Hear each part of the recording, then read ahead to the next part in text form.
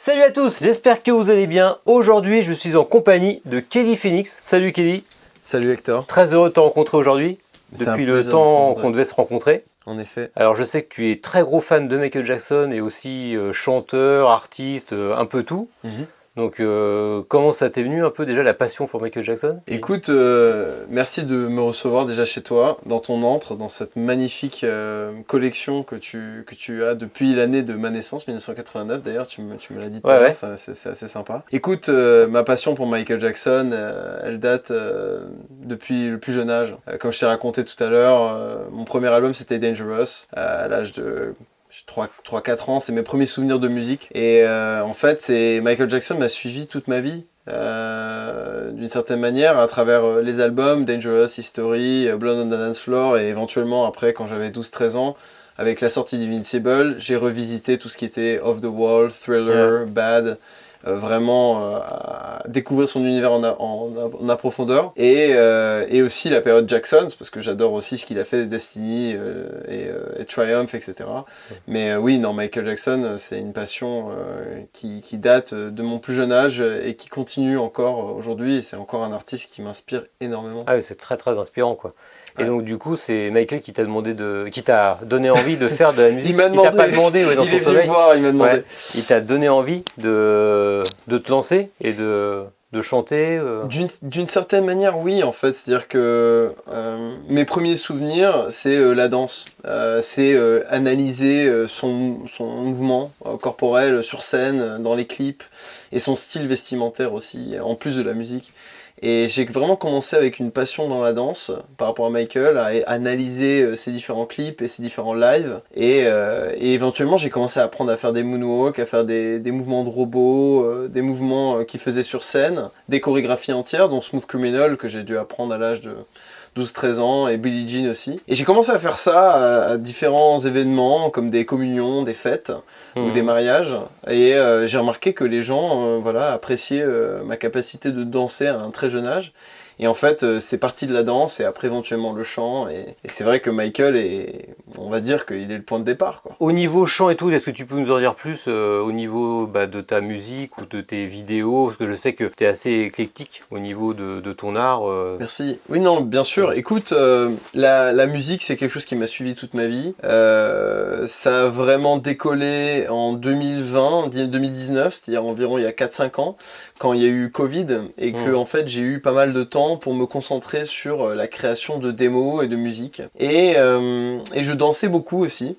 Et j'ai commencé à publier des vidéos de moi en train de danser, de chanter, etc. Et j'ai commencé à ouvrir mon processus créatif. Et en 2022, j'ai sorti mon premier clip Black Magic Spell, qui d'ailleurs le titre assez long était une sorte de référence indirecte à Blood on the Dance Floor, qui était d'ailleurs qui était le premier CD que j'ai acheté moi-même à l'âge de 8 ans, et qui est un morceau qui m'a beaucoup marqué, dont le clip aussi filmé par Vincent Patterson et Michael, que j'ai toujours trouvé assez dark et assez intriguant, et j'adorais les pas de danse de Michael dans ce clip en particulier, qui pour moi est un peu dont on parle pas assez. Pour moi, c'est un clip dont on parle pas assez. Et donc Black Magic Spell, c'est un clip clairement inspiré par Ghost, Blood on the Dance Floor, un côté un peu gothique. Ouais, il y a un peu d'effets spéciaux aussi. Voilà, on a travaillé avec Tom Krang à Los Angeles, on l'a tourné à Los Angeles, j'ai trouvé le studio d'ailleurs à Downtown, et on a tourné ce clip qui était mon premier clip que j'ai entièrement produit.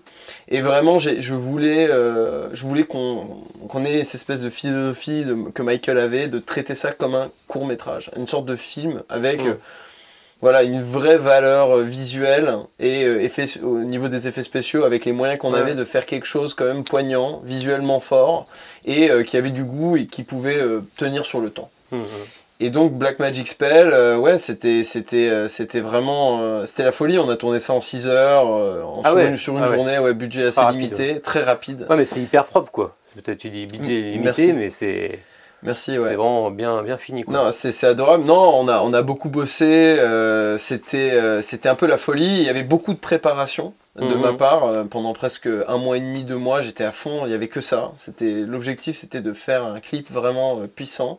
Et on l'a dédié à Michael d'ailleurs. Les gens qui peut-être iront voir le clip de Black Magic Spell, ils verront à la fin qu'il y a une dédicace à Michael parce que clairement, son influence est omniprésente, que ce soit dans les pas de danse, dans une certaine robe bordeaux de la fille dans le clip et certains pas de danse que je voulais faire un petit clin d'œil à Michael et surtout cette période Blood on the Dance Floor. Et donc après ensuite tu as d'autres projets aussi concernant d'un côté ton projet artistique mais mélangé aussi à Michael. Tu m'as parlé de Someone in the Dark. Oui, alors récemment j'ai rencontré une femme qui s'appelle Tania qui habite en Slovénie, qui d'ailleurs je vous invite à regarder sa page YouTube, peut-être que Hector la partagera. Depuis des années elle fait des versions de morceaux de Michael en animation. Elle anime tout de A à Z. C'est assez impressionnant et il y a vraiment il y en a certains qui vraiment m'ont beaucoup touché parce qu'on sent sa passion pour Michael qui est en toi et qui est en moi et en vous et elle a créé des visuels pour certains morceaux comme Someone Put Your Hand Out, Someone in the Dark qui n'existe pas, donc Is It Scary, enfin Is It Scary, mais elle a fait son twist, quoi, ou Unbreakable, ou 2000 Watts, enfin, qui n'est pas une chanson que j'aime particulièrement, mais bref, elle a vraiment imaginé l'univers de Michael à sa manière. Et elle est fan de la première heure, et on sent vraiment sa passion, c'est très méticuleux, très détaillé. Là, pendant la période de Noël, j'ai réécouté Someone in the Dark, qui est un morceau qui vraiment me bouleverse. Qui est pour moi une des plus belles chansons que Michael ait enregistrées.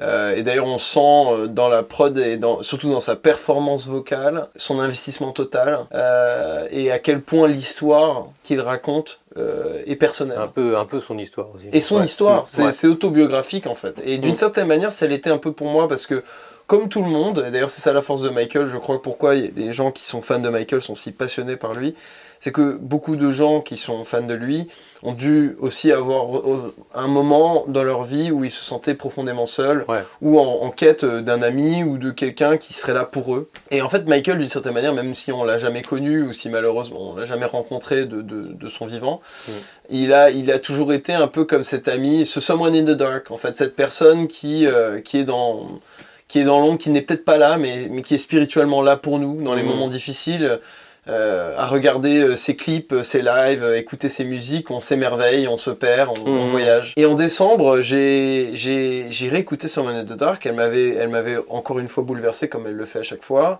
et j'ai décidé de faire une reprise, d'en faire un peu ma chanson de Noël, entre guillemets. C'est un peu atypique, c'est pas la chanson que tout le monde ferait pour Noël, mais voilà, pour moi il y a un émerveillement, il y a un côté un peu Noël, mais un peu plus sentimental. Et j'ai fait cette reprise, et Tania a entendu ma reprise, elle a été profondément touchée, et sans même que je lui demande quoi que ce soit, elle a fait, une version, et on est en train de la peaufiner, et j'en suis vraiment fier, c'est très touchant. Super. Et ça doit sortir. Ça donne vraiment envie, quoi. On a vraiment hâte de voir ça. J'espère que ça va vous plaire. Je pense que ça va nous plaire, parce qu'on est vraiment en quête de ce genre de petites choses, en plus, en bonus, quoi, autour de Michael, donc ça c'est super cool. C'est-à-dire qu'en fait, on essaie de le ramener à la vie, ou de lui rendre hommage de la manière la plus authentique et la plus sincère possible. Et je pense que Tania, par son dessin, et j'espère moi par ma voix et la chanson, on a réussi à faire ça. Et j'espère que ça vous plaira. Donc du coup après, dernièrement j'ai vu qu'il y a encore un dernier clip qui est sorti là. Oui, tout à fait. Qui est en ligne. Move on Up. Alors Move on Up, c'est un morceau très années 80. On est dans un autre délire. C'est très pop art. Très funky, très groovy. Très coloré encore. Et il y a beaucoup d'influences. C'est vrai que Michael est évidemment dedans. Il y a un hommage aux années 80. C'était un peu mon envie de faire un morceau positif qui permet aussi d'inspirer les gens à s'aimer pour pouvoir propager l'amour comme faisait Michael. Pour justement être bien, il faut d'abord être bien avec soi-même pour être bien avec les autres. Et en fait, Move on Up parle de ça, parle de l'acceptation de soi-même pour pouvoir vraiment vivre sa vie pleinement et tout en couleur. Et là, j'étais accompagné de danseurs formidables, dont Timbo Afrodance, Jimmy Milliard Medina et Veruca Salt, qui sont des danseurs exceptionnels sur Paris. Je vous invite vraiment à voir ce qu'ils font, c'est vraiment super. Et on a tourné un clip en dehors de Paris dans un studio magnifique qui s'appelle Galilée Studio, d'ailleurs, un petit hommage à eux. Et on a fait un hommage un peu aux années 80. Et d'ailleurs, petite anecdote qui plaira aux fans de Michael, Don Boyette, qui était le bassiste live de Michael Jackson sur les Bad et Dangerous Tours, et le bassiste sur Move On Up. Donc ça, c'est incroyable. Voilà. Ça, c'est vraiment un honneur de l'avoir eu et d'ailleurs de l'avoir rencontré, d'avoir travaillé avec lui. Une personne extraordinaire, d'une grande générosité. Et alors, donc, tous ces clips s'inscrivent dans un projet un peu plus grand, où il y a une direction, ou c'est vraiment juste un projet par-ci, un projet par-là, et après tu passes vraiment à autre chose? Ou est-ce qu'il y aura peut-être une idée d'album sur la fin, ou quelque chose de plus condensé ou... C'est une excellente question. Ouais. Écoute, absolument. C'est-à-dire qu'en fait, j'ai conçu mon projet qui s'appelle Old Soul, d'ailleurs, parce qu'on n'en a pas parlé encore, mais peut-être on en parlera après, mais en octobre, j'ai sorti un autre clip qui est pour moi vraiment là une sorte de court-métrage musical en noir et blanc qui s'appelle Old Soul, très inspiré du film noir et de beaucoup de films que j'adore parce que je suis un grand fan du cinéma et je suis en train de me développer en tant que cinéaste parce que je réalise, je produis, j'écris, je fais tous les aspects.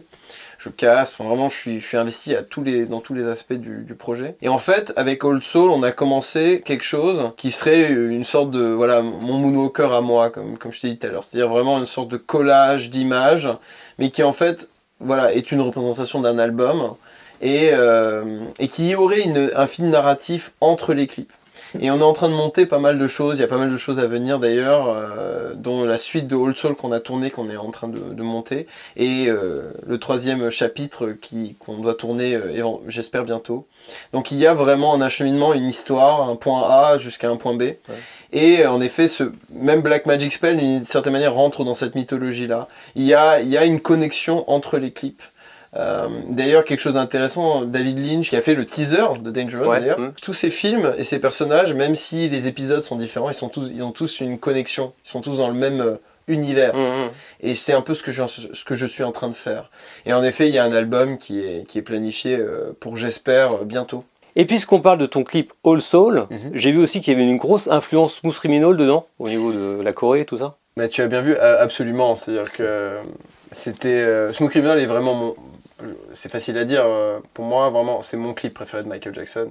Je trouve qu'au niveau de la danse, au niveau des costumes, du plateau, des chorégraphies, du break, là il est au sommet. Je crois que ça leur a pris, ils ont tourné pendant je sais pas 3-4 mois, 6 mois ou un truc, c'est un film quoi. Bah, c'est le cœur de Moonwalker quoi. Ouais. Vraiment... et on sent vraiment qu'il voulait faire mieux que Thriller quoi. Là, il avait la pression avec Bad et Smooth Criminal. On sent que Michael, là, il doit surpasser Thriller. Et d'une certaine manière visuelle. Et Thriller, c'est un chef-d'œuvre absolu, mais Smooth Criminal, c'est sublime, quoi. C'est une merveille.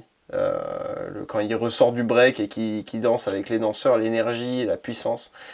Mais bon, pour revenir à ça, oui, Smooth Criminal, une influence immense sur le clip Old Soul, qui est en fait un clip clairement film noir. On a gardé le noir et blanc parce qu'on trouvait qu'il y avait un côté intemporel à ça. Et il y a la participation exceptionnelle de Michael Cohen, qui est un acteur assez présent sur la scène française. Il a participé dans la série Monsieur Alphonse de Jean Dujardin. Il a fait pas mal de pièces de théâtre, beaucoup de rôles au cinéma. Et il a participé au clip et on a vraiment essayé d'instaurer une narrative entière avec un début, milieu, une fin, avec une histoire, avec des arcs, des personnages différents. Il y a des personnages assez colorés, assez originaux et on va développer les arcs de ces personnages. D'ailleurs, c'est comme une introduction. Et c'est clair que oui, Smooth Criminal, une énorme influence, que ce soit les plans silhouettes, avec d'ailleurs le micro en argent, un peu comme sur ta miniature ici. Ouais. Et j'y tenais vraiment à ce micro rétro, comme dans le clip de Smooth Criminal. On a fait une petite chorégraphie dedans. D'ailleurs, bon, c'est pas du niveau de Smooth Criminal, mais on a fait une chorégraphie parce que voilà, c'était obligé pour moi de rendre hommage à ça. Et il y a aussi Rock My World qui est une grosse influence parce qu'il y a ce côté un peu le personnage de Michael Madsen, justement joué par Michael Cohen dans mon clip qui s'appelle Tony dans mon clip. C'est un peu un hommage au personnage de Michael Madsen dans Rock My World où il y a les gangsters, et il y a les deux clans, il y a les clans de Michael, il y a le clan des gangsters, et je voulais vraiment créer une sorte de mythologie, mais vraiment à ma sauce.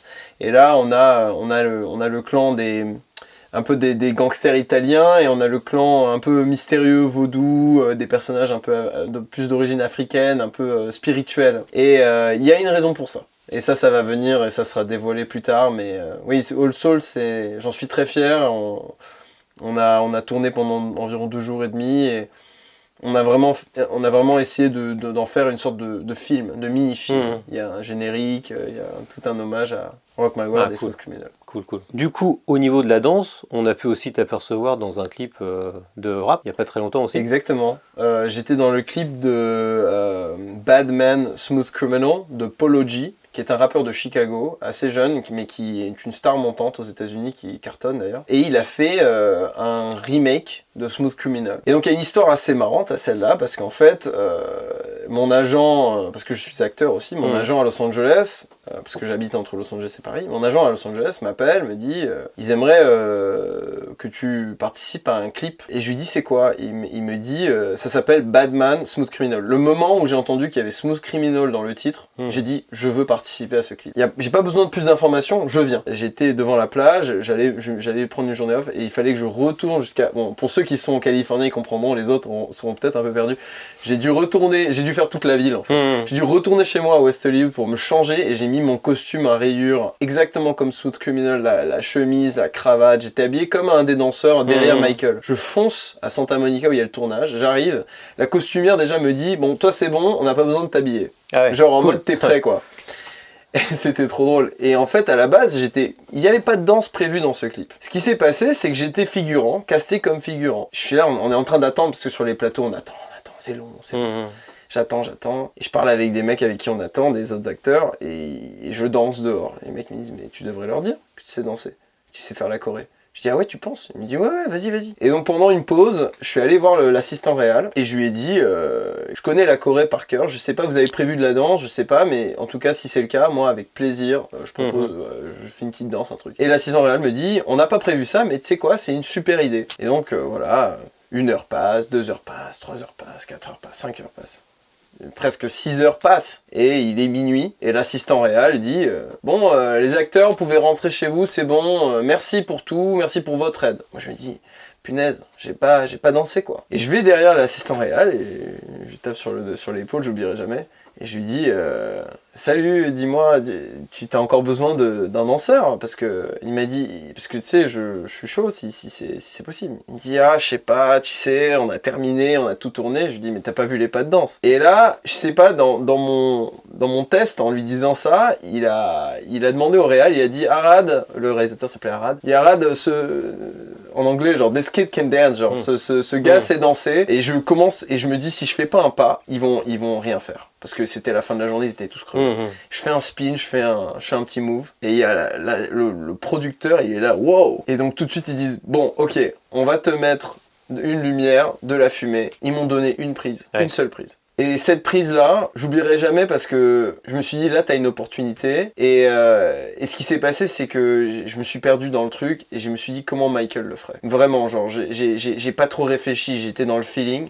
La musique est partie, en plus c'était un remake de Smooth Criminal, donc en gros, la chorégraphie de Smooth Criminal que j'ai appris à 12 ans, là, et que j'adore danser d'ailleurs, toujours à ce jour. Là, j'ai tout donné, quoi. Comme si c'était la performance ultime. Et d'ailleurs, ça, c'est quelque chose qui est très présent en moi, c'est chaque performance, que ce soit 5 personnes, 200 personnes, 300 personnes, 1000 personnes, je donne tout. Et c'est un peu ce que faisait Michael, tu vois, ça vient de Michael.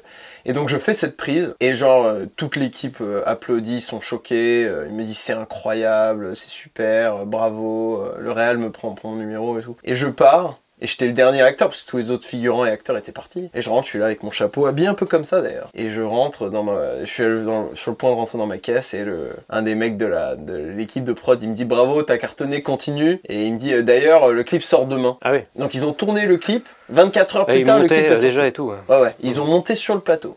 Et donc le clip sort, et ils m'ont gardé dedans. Et c'est quelques secondes, mais on me voit bien, clairement, en train de danser. Et je suis le seul danseur dans le clip, en fait.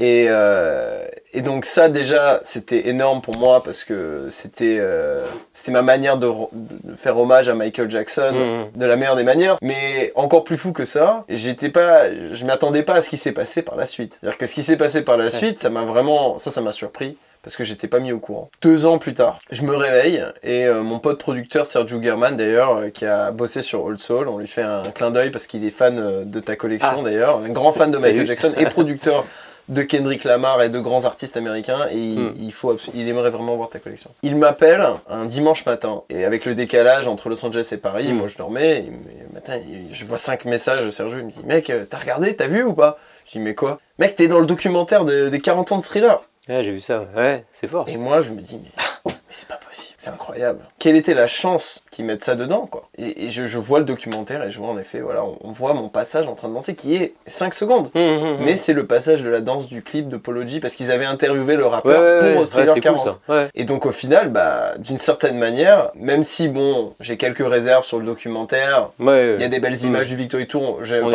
partage ton opinion. Ils auraient pu faire plus, ils passent sur Human Nature 2 secondes, Lady My Life, ils en parlent pas, enfin, on est d'accord. Et c'est ce qui m'a vraiment touché, c'est de me dire que ma passion pour Michael, bah, elle s'est traduite d'une manière naturelle, d'une certaine manière, je suis associé à vie. Ouais, c'était écrit quoi. C'était voilà. D'une certaine manière, même si c'est un petit truc, ce petit truc là, il me touche parce qu'en plus, c'est pas n'importe quel doc, c'est quand même le doc des 40 ans de Thriller, l'album le plus vendu de tous les temps, considéré le meilleur album de Michael. Et ça m'a vraiment touché, quoi. C'est-à-dire qu'en fait, je me dis que quand t'es vraiment passionné de quelque chose, et que tu veux quelque chose, et que tu aimes quelque chose, ça se traduit d'une certaine manière. L'univers te le rend. Le clip, j'étais pas censé danser. J'ai dansé avec ma passion, avec ma volonté, avec ma passion pour Michael. Ils ont ressenti le truc, ils m'ont donné la chance. Ça a fini dedans.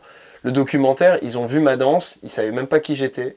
Apparemment, ça leur a plu. Ouais. Et j'ai fini dedans. Et maintenant, je suis dans un documentaire Michael à vie, quoi. On peut pas me l'enlever. Donc ça, en tant que fan, super. Ça m'a vraiment touché. C'était très fort. Voilà. Cool. Du coup, bah, on va continuer à te suivre. Merci. Tes réseaux, c'est quoi alors? Alors écoute, c'est Kelly Phoenix Official sur Instagram, Kelly Phoenix sur YouTube. Ouais. Je suis sur Spotify, Apple Music.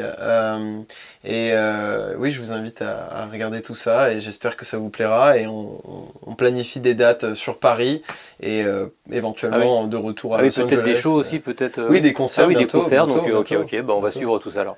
Bah, en tout cas, je te remercie beaucoup d'être venu ici aujourd'hui. Merci à toi de m'avoir reçu. Et puis bon bah on va te suivre alors. Et puis donc j'espère que vous aurez aimé cette petite interview surprise. Surtout, n'oubliez pas de vous abonner à la chaîne YouTube si ce n'est pas déjà fait. Vous pouvez également me suivre sur YouTube, sur Facebook, sur Instagram et sur X. Et je vous dis à bientôt pour une prochaine vidéo. Salut! Merci à tous.